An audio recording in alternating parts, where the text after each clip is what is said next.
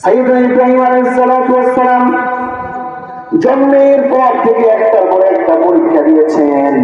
সংক্ষেপে যদি আমরা বলি, আর সংগ্রামী জীবন, তার সংগ্রামী জীবনটা কেমন ছিল দেখেন। জন্মের পরে এমন এক পরিবারে, এমন এক বংশে তার জন্ম হলো যেখানে তার বাবা নিজে মূর্তি তৈরি করতো, মূর্তি ব্যবসা করতো। ছোট থেকে রবকে চিনবেন, আল্লাহকে জানবেন, আমার রবকে, আল্লাহকে। এরা নিজেরাই হাত দিয়ে মূর্তি বানায়, আমরা কিউলোর ইবাদত করে, এরা তো কখনো রব হতে পারে না। আল্লাহ বলছেন, ওয়ালাকাদ আতাইনা ইব্রাহিমা রুশদাহু মিন ক্বাবল, আমি ইব্রাহিমকে জন্মগতভাবে রুশদ দিয়েছিলাম। রুশদ মানে হলো সত্য মিথ্যা, অন্ধকার আলো, ডান বামের পার্থক্য, সত্য মিথ্যার পার্থক্যের জ্ঞান আমি ইব্রাহিম আলাইহিস সালামকে দিয়েছিলাম। এজন্য ছোট্ট ইব্রাহিম জন্মগ্রহণের পর থেকে তার জীবনের সংগ্রাম শুরু।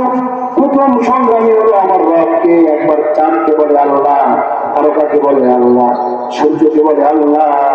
যখন এগুলো অস্ত যায়, আল্লাহ তাআলা এই সব কথাগুলো চমৎকার ভাবে কোরআন কারীমের মধ্যে উল্লেখ করেছেন। সংক্ষেপ কথা হচ্ছে, একটার পর একটাকে যখন রব বলতে লাগলেন, সব যখন অর্থ নিতে যায়, ইব্রাহিম আলাইহিস সালাম বলেন, আমার রব তো তিনি হবেন যিনি চন্দ্রকে পরিচালনা করছেন, তারকা রাজিকে পরিচালনা করছেন, সূর্যকে যিনি পরিচালনা করছেন, তিনি আমার রব হবেন। আমার রব তো অস্তিত্ব যাবে না।